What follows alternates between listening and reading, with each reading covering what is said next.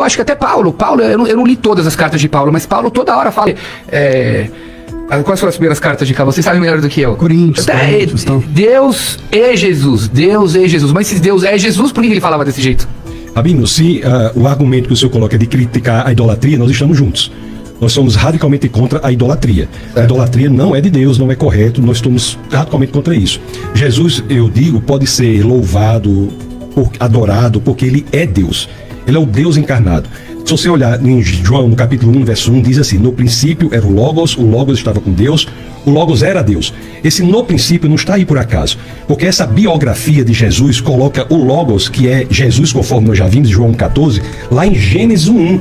Porque em Gênesis 1:1, que é Bereshit, o primeiro verso de Gênesis é: no princípio Deus criou os céus e a terra. Então Jesus, ele nem vem a aparecer no Novo Testamento. Para nós cristãos, Jesus já está antes da criação do mundo. No princípio, Deus criou os céus e a terra. Então, a encarnação de Jesus, o nascimento de Jesus é diferente de todos os nascimentos de todas as demais pessoas.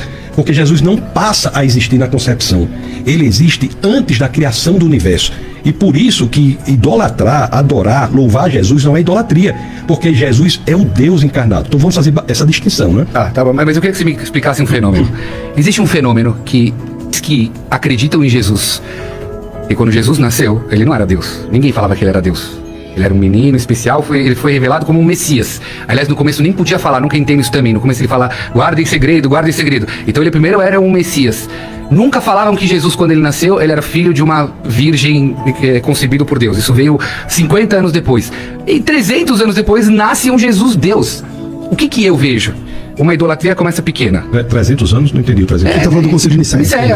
Então assim, que quando Jesus nasceu, ele não era chamado Deus, ele era chamado Messias. Passa um tempo depois, ele é chamado o filho da Virgem, que isso nunca foi falado quando ele estava vivo. Passa mais uns séculos e ele vira Deus. Aonde eu quero chegar? Uma idolatria começa pequena. Eu sim acho que isso é idolatria, porque ela começa pequena até o ponto que o próprio humano vira Deus. E aonde eu quero chegar? Como você me explica esse fenômeno que tantas pessoas adoram Jesus e uns acreditam que ele é o próprio Deus de Bereshit? Outros acreditam, não, ele não é Deus Pai, ele é Deus Filho. Outros acreditam, não, ele é uma trindade. Então fica muito complicado, é tudo embaixo de uma mesma pessoa.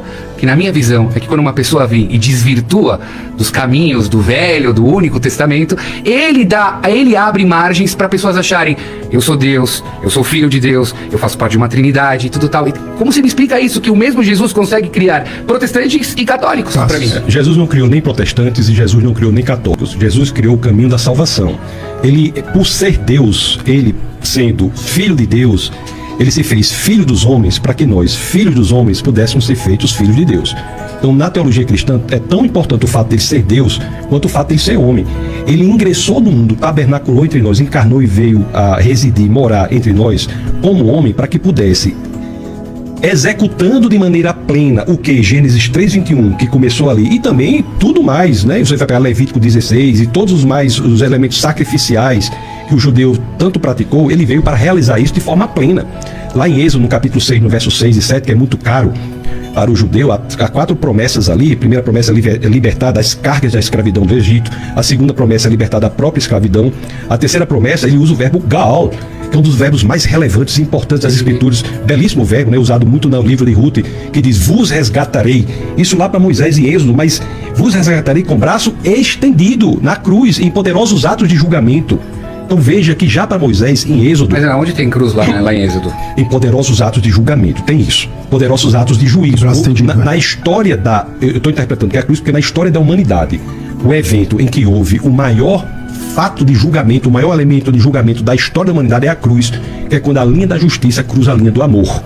Então a terceira promessa é essa, e a quarta promessa está em Êxodo 6:7, quando ele diz que se tornará, né, teremos um só Deus e um só povo. Então quando nós vemos essas 4 promessas, Jesus, para cumprir essas promessas de forma plena, não que Deus não as tenha cumprido em Moisés, mas Deus as cumpriu de forma plena, profunda e bela em Jesus sendo homem. Porque quando Jesus vem como homem e morre em nosso lugar, ele nos resgata. Ele nos resgata. Interessantemente, Rabino, isso é uma situação muito interessante, que ele não só resgata, como ele mantém a tradição coleção Mishnah, no livro Pesaim, no capítulo 10, no verso 1, celebra o cumprimento de cada uma dessas promessas com um cálice. Então você tem no livro de Lucas, no Evangelho de Lucas, por exemplo, no capítulo 22, do verso 14 em diante, você tem a celebração da última Páscoa por Jesus, que foi o elemento que Jesus selecionou e escolheu para os últimos momentos da vida dele, foi celebrar a Páscoa e depois orar sozinho em Getsemane. E lá testa o pão, não matar. Mas você veja bem que lá em Lucas ele primeiro celebra com um vinho, um cálice de vinho, fazendo referência à primeira promessa, que é libertar não da escravidão, mas das cargas decorrentes da condição de escravo. Na segunda promessa, no segundo vinho, que é uma libertação muito mais profunda, que não é apenas libertar das cargas decorrentes da escravidão, mas libertar da própria servidão, da própria escravidão. Lá em Lucas registra Jesus dizendo: esse é o cálice da nova aliança. E a terceira promessa que Jesus consegue na cruz, que é Gaal. O que é Gaal?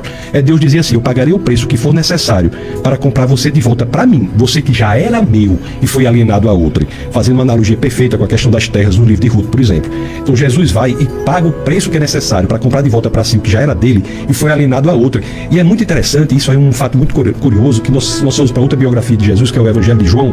João, no capítulo 19, no verso 28, Jesus diz uma coisa lá nos últimos momentos da vida dele que eu nunca entendia.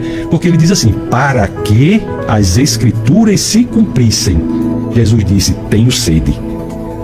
Ele podia até estar com sede mesmo, mas as escrituras não dizem que ele disse tenho sede porque estava com sede. A causa de Jesus ter dito tenho sede, de acordo com o biógrafo João, foi para que a escritura se cumprisse. E o verso subsequente a isso que eu falei o verso de João 19 no verso 28, o subsequente, que é 19, 29, diz que aquela história que havia lá uma vasilha de vinagre e colocaram uma esponja, vinagre do francês, vinagre, que é vinho agre, vinho azedo. Havia uma vasilha de vinho azedo, colocaram uma esponja no vinho azedo e levaram à boca de Jesus. E as escrituras deixam claro: tendo-o provado,